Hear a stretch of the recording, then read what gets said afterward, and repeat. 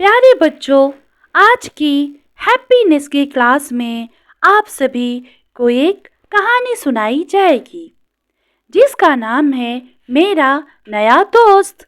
तो चलिए शुरू करते हैं।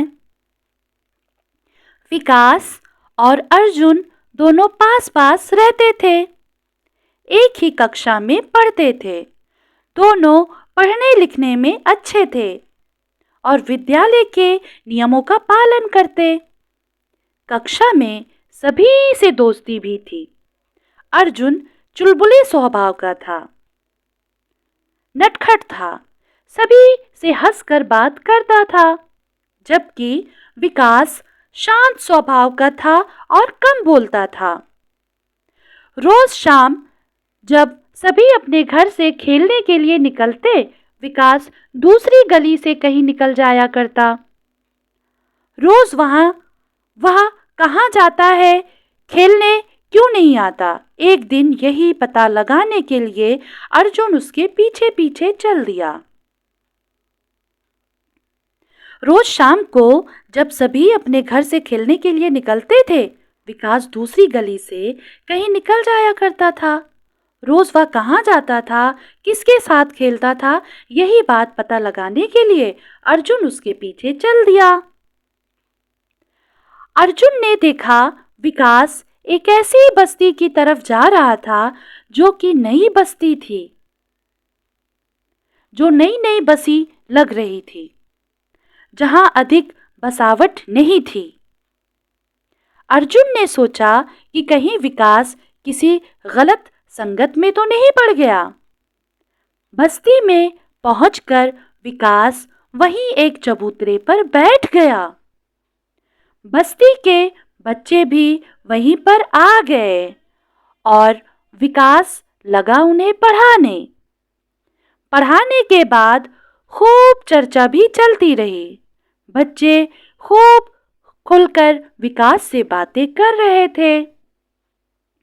तभी अर्जुन के पास से गुजरते हुए एक बूढ़े आदमी से पूछा तो पता चला कि रोज विकास आकर इन बच्चों को पढ़ाता है, उनके साथ खूब समय बिताता है। भला हो विकास बेटे का, जो इतना समय देकर इन गरीब बच्चों को कुछ सिखाता है और उन्हें अच्छी अच्छी बातें बताता है। ऐसा सुनकर अर्जुन भी शामिल हो गया और विकास के इस कार्यक्रम को आगे बढ़ाने में उसका सहयोग देने लगा। उसे विकास के साथ खूब मजा आने लगा। अब अर्जुन गर्व से कहने लगा, क्या खूब है मेरा नया दोस्त। तो प्यारे बच्चों, आप सभी ने ये कहानी बहुत ध्यान से सुनी। अब आप सभी से इस कहानी से रिलेट कुछ प्रश्न पूछे जाएंगे। पहला प्रश्न है, क्या कभी आपके साथ भी अर्जुन जैसी स्थिति आई है कि आपको अपने मित्र के विषय में कोई गलत फहमी हो गई हो? तो प्लीज उदाहरण देकर बताएं आपकी गलत फहमी कैसे दूर हो पाई।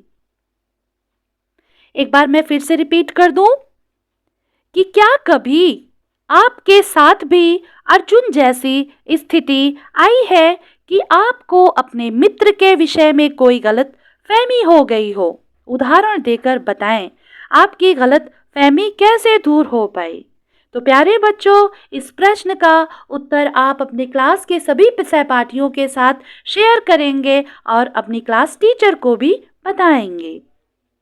दूसरा प्रश्न है, विकास की समाज के लिए उपयोगिता ने अर्जुन को बहुत प्रभावित किया।